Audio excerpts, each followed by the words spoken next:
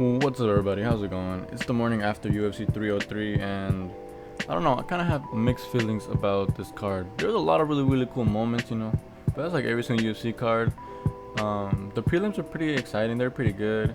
I'll talk about some notable moments in a little bit, but the main card was kind of a letdown, and I'll get more into that. But let's just get started on some of my notable moments from the fight, card. So one big takeaway that I saw was Michelle Waterson Gomez. She kind of got destroyed. She was fighting Gillian Robertson, and her wrestling was just too much for her. Michelle was a OG of the game, the karate hottie. I feel like she's had a pretty decent little career, cause going kind of like on a skid the last couple of fights. And well, after getting dominated and kind of beat up on the floor, she decided to call it a career. She got like a nice little highlight reel of her career and everything. And well, it's kind of sad to see, but I hope she does it good and anything else she does after this. Have a good retirement, Michelle Waterson. So that was like the biggest thing for the early prelims. When it comes to the prelims themselves, the opener was Peyton Talbot, and he gets the 30-second KO. It was pretty cool, He was fighting a can, and he was the biggest betting favorite coming into the fight, and it was pretty evident. But he got the KO really quickly, really good for himself. That's what he's supposed to do when he has something in front of him. His first fight in front of a big crowd, and he did what he had to do. Good for him. He's very cool, He's getting pushed by the UFC. A lot of people are talking about want to see him versus Sugar Sean. Maybe down the line. Maybe right now he's a little bit too green, but I'm excited to see him on the come up. Hopefully he gets more and more cool moments in the octagon, more KOs, and yeah, it'll be awesome. I think he called out. Who did he call out? What's his name? Okay, I had to look up who he called out. I don't know. It's been a long night. He called out Adrian Yanez. I think that's a fight he could definitely win. He has KO power, and we've obviously seen Adrian Yanez get flatlined by Poatan. So I think it's a pretty good matchup. Hopefully we see him soon. Maybe the Sphere. Anytime really. This kid is a future star, and I'm excited to see what he does. Yeah, just looking at my notes here, the prelims were actually really awesome. They had like a bunch of KOs, and if it wasn't like a KO, it was an absolute war. It's like a very stark contrast against the main card, which didn't really have that many interesting and exciting moments. But yeah, the next cool moment from the prelims was Jean Silva KO against Charles Jourdain. In the first round, he was kind of hurting him, dropped him, but instead of finishing him, he lit him up, and then that kind of led him to the second round where he kept hurting him and put him down again, and that's where the referee called it. Pretty good, decent little win, Hurt him, put him out. That's what you want to see. Fighting nerds are pretty awesome. I remember seeing the post-fight interview with Joe Rogan, and he was putting on the little nerd glasses on him. And I love to see stuff like that. Good win by John. Hope to see him do some good fights after this. Okay, so the next thing we'll talk about is Cub Swanson versus Andre Philly. They went to I don't want to say it was a war because no one was really beat up and bruised, but they were going back and forth. And in this fight card, you didn't really see that much of that. It just kind of decision, In my humble opinion, in this fight, I thought Cub Swanson won. I had Andre Philly win the first round. He had bigger moments, some takedowns. In the second round, I saw Cub Swanson just landing, sticking his 1-2, getting out of range, hitting him again. He was finding his timing. And then some more of that in the third round. I thought he had bigger moments in the third round, so in my opinion, he won round 2 and 3. I also had money on him because I thought he was a pretty good underdog, and they gave it to Philly. Kind of disappointed, but at least they got fight of the night, and my boy Cub got some 50K, so I'm happy with that, I guess. He should have won, though, in my opinion. But yeah, like I said, a really good fight. Fight of the night, according to Dana White. And yeah, pretty good fight. Happy for Cub. And then to close out the prelims, we got Joe Pyfer coming back and silencing the critics by killing a man. He hit him with the clean right hand, stunned him, and then hit him with the uppercut and just put him out cold. He was dead. And then we just see him celebrating, and wow. This kid has insane power. We've heard rumors about him punching harder than Ngannou before Alex Pereira beat that record. But yeah, the kid has insane power, Hopefully he, gets better training camps, and whenever they push him again against a ranked opponent, he does well. I could see him have a very exciting fights at middleweight, which is something we need at middleweight. Nothing that too crazy happening besides the top 10, top 5, whatever. And it's time for new blood. And yeah, hopefully whenever he gets another big name, he doesn't fold like he did against John Horanson.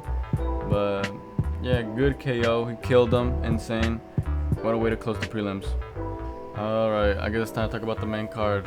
Such a letdown, dude. Like, I'm not gonna lie, I had to work at 5 a.m. this day. So, like, I was kind of tired already. And watching some of these fights towards the end, dude, I was falling asleep, which kind of sucked because, like, I was struggling to stay awake, like, kind of leading up to the main event. And all started with Ian Machado Gary versus MVP. Sadly, I got this pick wrong. I thought MVP would have the bigger moments on the feet, and he did. He was staying out of range, blitzing in, hitting Ian with the overhand right. I just wish he would have done more in the combos, but I think he was scared of the takedown, especially after Ian was implementing the takedowns. I kind of was mentioning the fact that he was going to Brazil to train his jiu-jitsu, and I honestly didn't think he was gonna use the jiu-jitsu in this match because all the fight, what was it, like the lead up of the fight in the interviews and stuff, he was talking about that he wasn't gonna do it. But surely enough, he did it, and well, I mean, smart move. He had to do what he had to do to win, but he just couldn't get no submissions off. He took the back of MVP in the first round, almost got the rear naked choke in. MVP fought it, and got away. And then it's kind of the same thing in the third round. And well, Ian did more, I guess. It would have been cool if MVP won. Like, I was telling my friends on the couch, I'm like, man, I don't think MVP won that, but it would be awesome if they give them the robbery decision. It is what it is, I guess. Boring decision by Ian Machado Gary. I feel like he's losing a lot of hype. He talks a lot of shit, but doesn't really back it up. Kind of don't like to see my boy Charles be friends with him, but what can we do? Oh well, hopefully he doesn't become like him. All we can do is hope and pray. But yeah, I was wrong on this pick. I guess gotta give my props to Ian. He did what he had to do. The next fight was the women's fight against Macy Chiasson versus Mayra Barasuano. And I thought Mayra Barasuano was doing okay, They had pretty good moments on the feet. Both women were landing. First round was pretty competitive. Second round, Macy Chiasson gets the takedown and just starts kind of ground pounding Mayra Barasuano, and she lands a very, very devastating elbow that cuts open Mayra Barasuano. It was one of the worst cuts I've ever seen. Like, it was a huge gash in her face. Like, I was telling my friends, like, her hair was getting dyed red from the blood leaking from her head. Like, that was insane. And so they were on the bottom, ground and pounding, getting their stuff. Barasuano makes her way to the feet, and referee, seeing all the damage on her forehead, he called a timeout. They call in the doctor. The doctor says it's really bad. They call it there. She's obviously upset. I would be too. She goes over to talk to Dana White. I don't know what Dana White said, but yeah, this one ends in doctor stoppage. They get a TKO to Macy Chiasson. She did land the elbow. Makes sense. Can't really complain. Kind of sucks that it was a cut, but she did it. Good on her. I was wrong on this pick. If it was I don't mind being wrong as long as it's a good, little thing that happens. But yeah, Macy wins. I was wrong, and hopefully Mayra Barasuano heals up soon, gets back in there. The featured bout. Oh my lord, bro. Like, this is when that sleepiness was really, really trying to hit in for me, because it was Anthony Smith and Roman Dolidze. Like, dude, we went from Jamal Hill versus Khalil Roundtree to Jamal Hill, Carlos Ulberg, and then we went Smith versus Ulberg. And even if we got that, I feel like that would have been good, because he probably could have beaten up Smith, put a nice little beat down, Smith doing what he had to do. But no, we got Roman Dolidze, really boring guy, versus Anthony Smith, a guy who doesn't want to win most of the time. And that's just what I saw. Like, Anthony Smith didn't want to win. He was just in there to lose. And it's just kind of sad, on some joke and stuff. I thought it'd been funny to see him go on a little run and fight Alex Pereira just because of a little beef. But no, he just be messing it up for himself. Like, I kind of thought he was decent, but then when they read his record out on the card, 19 losses. How do you get 19 losses and you're still like supposed to be up there? Just like ultimately a very boring fight. Roman looked a lot more like fresher, had more stamina, like everything. I feel like if he wanted to, he probably could have finished Anthony Smith, but no, he just wanted to hit him with the what was it, overhand left hook combo over and over again. Anthony didn't anything about that, never took him down, he was never a threat in this fight, and you know, just dominant win against Roman Dolidze, and now he has to live with the fact that he's ranked at 2 weight classes, and man, terrible, very disappointed. The co-main event, actually, like, it was some weird stuff. It was supposed to be Brian Ortega versus Diego Lopez, and I feel like that would have been pretty awesome. But like a couple hours before they were supposed to fight, Brian Ortega got like sick and he couldn't continue the fight no more. He was not medically cleared. So on 4 hours notice, Dan Ige steps up, and you know, it was a decent little scrap, you know. Diego started off good, you know, as always. He didn't start out with his like typical like finishing energy, the best way I can put it. Like, he wasn't marching forward throwing crazy stuff. I'm assuming it's because he wanted to conserve his stamina, you know, very short notice. But even going like that, took the first one, took the second one. Third round, he was obviously tired, looking at the clock. That's when Dan Ige was going for it. He was landing very good shots, and I was kind of nervous. It would have been very devastating to see Diego Lopez get just KO'd, because I know Dan Ige has that power. He even landed a very good head kick in the fight, and Diego just ate it. But even saying that, Dan Ige he looked really good in the third round. And you know, probably won that round, but the judges gave it 29-28 to Diego Lopez. I think he won 2 rounds. Dan won the last one. I mean, it's not the worst fight. It wasn't the most entertaining. You know, not what you typically see from Diego Lopez. But on 4 hours notice, I'll tell you what I can get. You know, it's important not to complain in life.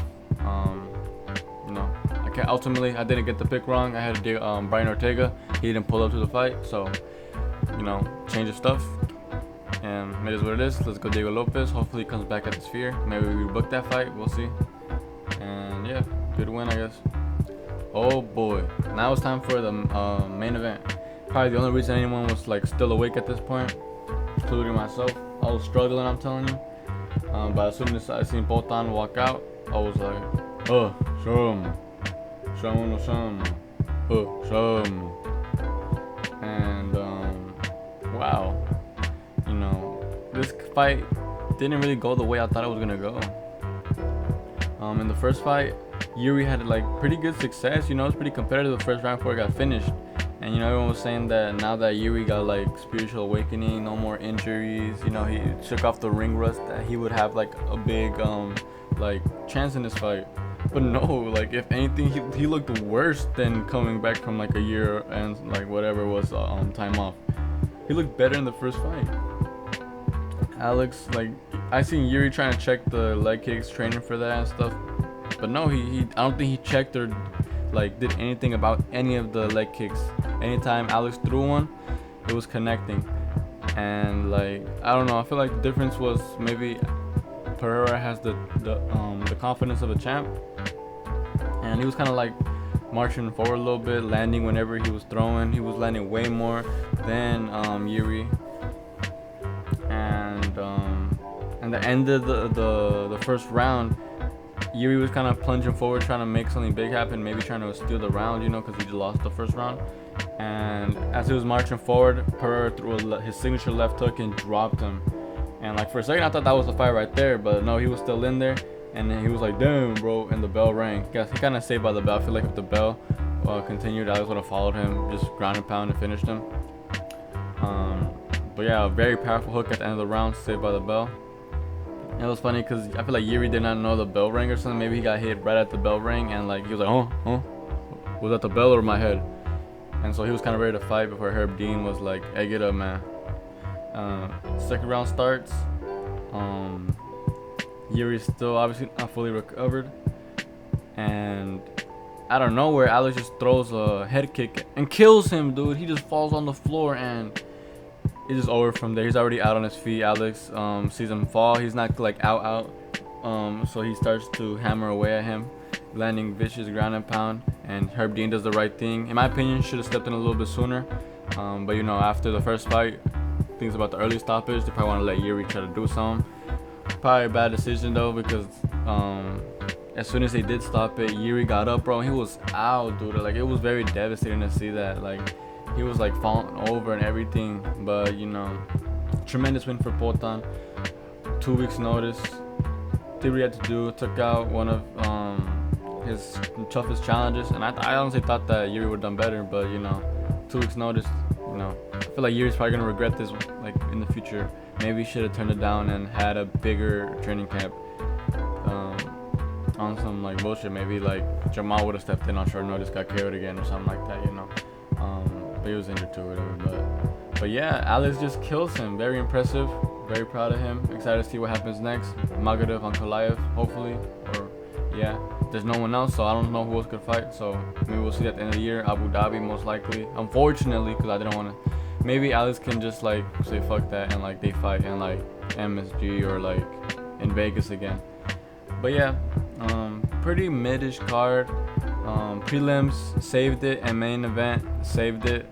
But yeah, that was what happened. Hope you guys enjoyed the pay-per-view. I did here and there. And if you guys are new around here, be sure to subscribe. See you guys in the next one. Peace.